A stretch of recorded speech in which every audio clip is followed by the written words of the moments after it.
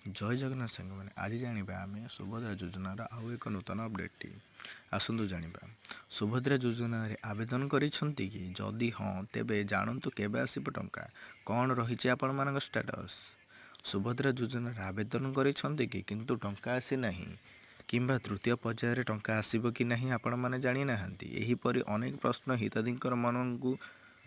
मनरे द्वंद्व सृष्टि करुछि जदि आपण माने भी जानवाक चाहूँ तेबे एही भिडियोटी को लाइक एवं सब्सक्राइब करदेवे। राज्य सरकार समस्त वर्गर विकसित महिला मानक विकसित करने महिला मानक निरंतर प्रयास कर चलती क्रमानुसार राज्य सरकार विभिन्न योजना लागू रही सरकार द्वारा लागू रही विकासमुखी योजना मान मध्य सुभद्रा योजनाटी होउछि अन्यतम। यही स्कीम रे महिला मानक 5 वर्ष 50,000